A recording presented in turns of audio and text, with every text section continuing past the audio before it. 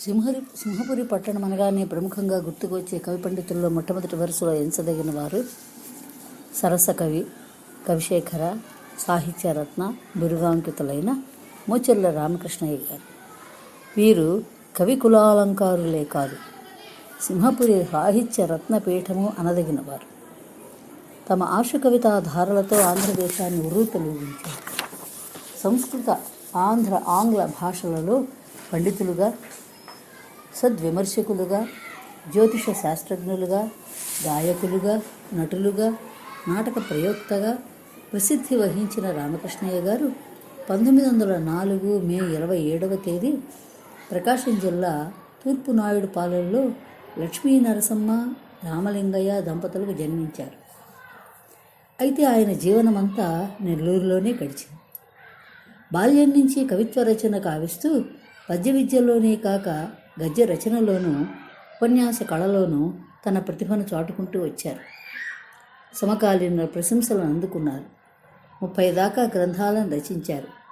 నిత్యం ఆనంద హృదయులై చిరునవ్వులతో కవిమిత్రులను సాదరంగా ఆహ్వానించే రామకృష్ణ కవి గృహనామం కవితా నికేతనం. వారి ఇల్లు ఎల్లప్పుడూ కవులతో, సాహితీవేత్తలతో శారదా పీఠంలాగా విరాజిల్లుతుండేదిట. వృత్తిరీత్యా వారు అధివక్త అయిన, ప్రవృత్తిరీత్యా సరస కవులు. న్యాయ విద్యలో ఎంతోమందిని ప్రోత్సహించే ఔదార్యం కలవారు. ఎవరిని నిరుత్సాహపరచడం తెలియని నిగర్వి. పద్యాన్ని రచించడంలో ఎంత ప్రతిభాశాలియో ఆ పద్యాన్ని మధురంగా, రాగయుక్తంగా గానం చేయగల సంగీతజ్ఞులు కూడా. సంప్రదాయబద్ధమైన కట్టుబొట్టు కలవారు. ఎవరితోనూ ఘర్షణకు లోనుగాని వారి వ్యక్తిత్వం వారి పాండిత్యానికి వన్నె తెచ్చిపెట్టింది. తమ గురువైన దుర్భా సుబ్రహ్మణ్య శాస్త్రి గారిపై తనకున్న భక్తిని ప్రకటిస్తూ ఆత్మబోధన అనువదించి గురువుగారికి అంకితం ఇచ్చారు. కవిగారి సౌమనస్య వైఖరే ఎంతోమందిని ఆయనకు శిష్యుల్ని చేసింది.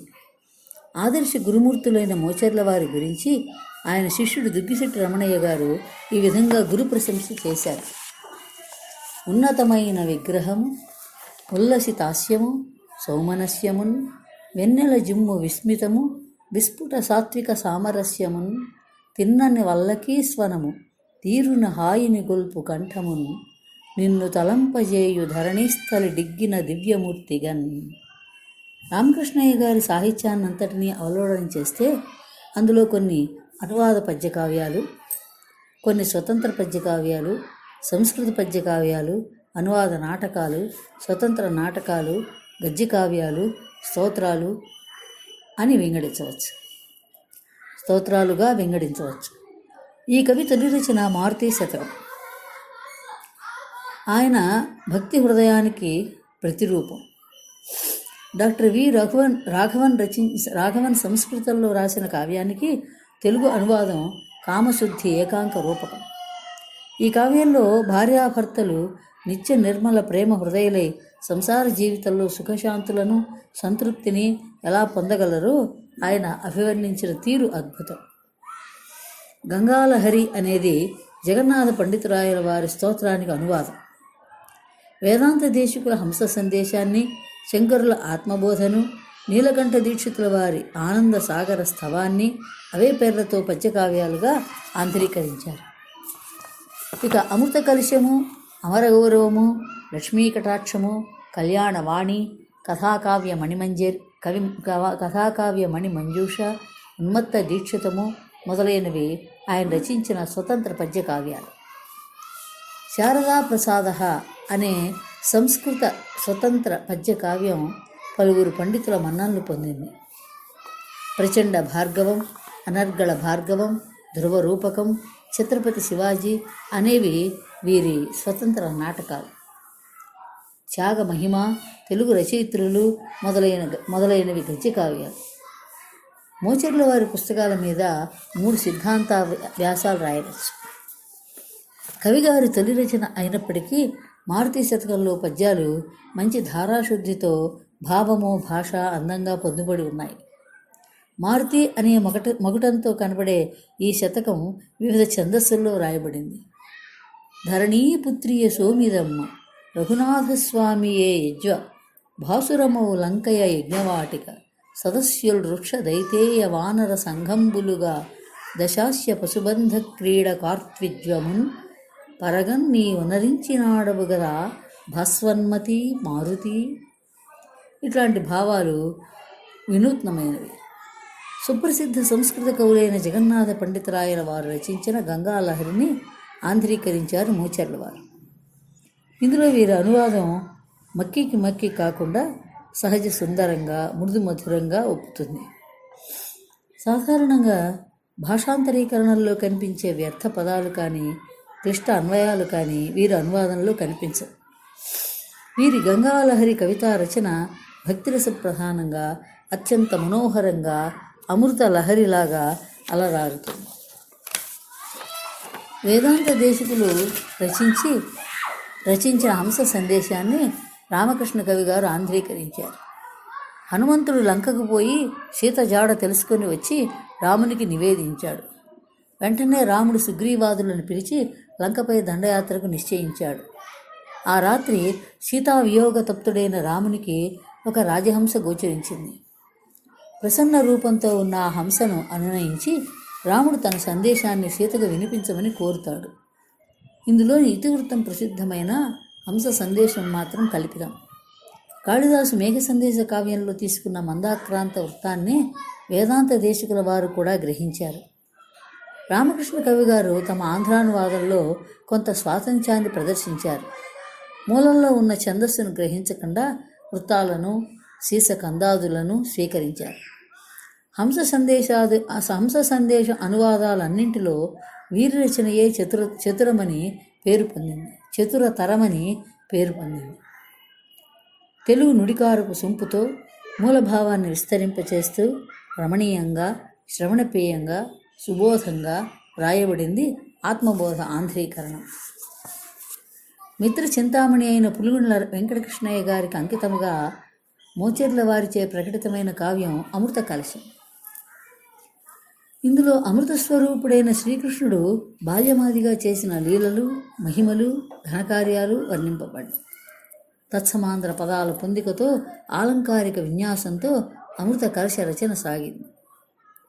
ఎంత చెలువున్న ఐశ్వర్యమెంతయున్న అంతయును నీదు భక్తుల ఆస్తి సొమ్ము కృష్ణ, నీ పాదధూళి సోకిన తలము విష్ణులోకము, నీ వాక్కు వేదరుక్కు. భగవాన్ రమణులను స్తుతిస్తూ మోచెర్ల వారు 34 పద్యాల్లో రాసిన చిన్ని పొత్తం రమణానంద లహరి. శ్రీకరమైన రమణుల చరిత్రను ఎందరో ధన్యాత్ములైన మనీషులు వర్ణించటం విని ఈ కృతిని రచించారట కవిగారు. ఆంధ్ర రాష్ట్ర నిర్మాణానికే అసువుల నర్పించిన త్యాగమూర్తి, అమరజీవి పొట్టి శ్రీరాములు గారిని గురించి 1953లో 153 పద్యాలతో ఆటవెలదిలో రామకృష్ణ కవి రాసిన కావ్యం అమర గౌరవం. ఆర్షధర్మ పరిరక్షణకు కంకణం కట్టుకొని దానికే తమ జీవితాన్ని అర్పించిన అవతార పురుషులు, నడిచే దేవుడుగా జగత్ప్రసిద్ధులైన జగద్గురువులు శ్రీ శ్రీ శ్రీ చంద్రశేఖర సరస్వతి స్వామివారిని గూర్చి మోచెర్ల వారు రచించిన పుస్తకం సంకీర్తన తారావళి. ఇది స్వామివారిని సాక్షాత్తు శివునిగా భావిస్తూ 27 వృత్త పద్యాలతో రాయబడింది.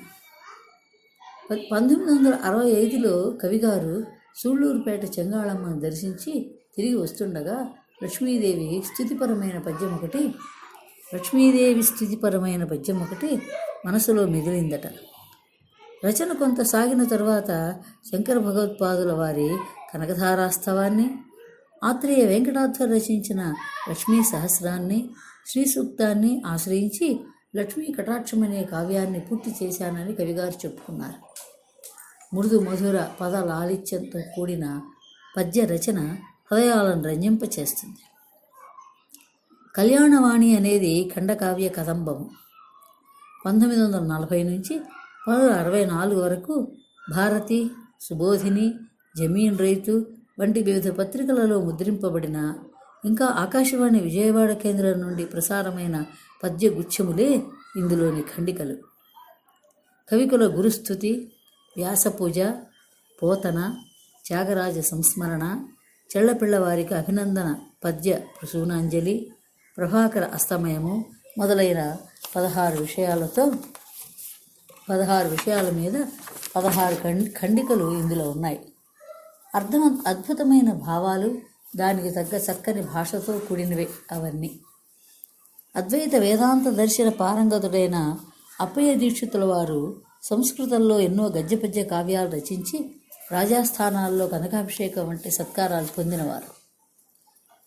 యోగసిద్ధుడైన దీక్షితుల వారు ఒకనాడు ఉమ్మెత్తకాయను నూరి నీటిలో కలిపి తాగి శిష్యుల్ని పిలిచి వారికి తాను చేసిన పనిని చెప్పి 2.5 గడియల కాలంలో నా నోటి నుండి వచ్చే మాటల్ని మీరు జాగ్రత్తగా వ్రాయమని చెప్పారట. ఆ సమయంలో ఆయన పలికిన భక్త్యావేశపూర్వకమైన నుడులే ఆత్మార్పణస్థవము. దీన్ని సంస్కృతం నుండి తెలుగు చేశారు మోచెర్లవారు. ఈశ్వరుణ్ణి భక్తి ప్రపత్తులతో ఆర్తితో స్తుతించిన ఈ పద్యాలను శివభక్తులందరూ చదివి చక్కగా అనుసంధానం చేసుకోవచ్చు. శివాజీ చరిత్రను ఆధారంగా తీసుకుని 107 పద్యాలతో స్వతంత్రంగా రామకృష్ణ కవి రాసిన పద్యకావ్యమే కథాకావ్య మణిమంజూష. జ్ఞానమే ధరిత్రి నరులకు నిర్వృతి సంతరించు పరమ సాధనంబు. అది లభింపదు ఈశ్వరానుగ్రహము లేక వెలయ ఎన్ని జన్మములకు కాని అంటారు. నీలకంఠ దీక్షితుల వారు సంస్కృతంలో మధుర మీనాక్షిని స్తుతిస్తూ రాసిన కావ్యమే ఆనందసాగర స్తవము. దీనిలో చివరి 48 శ్లోకాలను రామకృష్ణ కవి 5 రోజుల్లో తెనిగించారు. దీనికే కర్పూర నీరాజనము అనే నామాంతరం కూడా ఉన్నది. ఇట్లా తన సాహిత్య వ్యవసాయంతో నెల్లూరు సీమను సస్యశ్యామలం చేసి శిష్యకోటితో అలరారిన సుజన కవి శ్రేష్ఠుడైన మోచెర్ల రామకృష్ణ కవి సింహపురి సాహిత్య లోకానికి సదా స్మరణీయులు.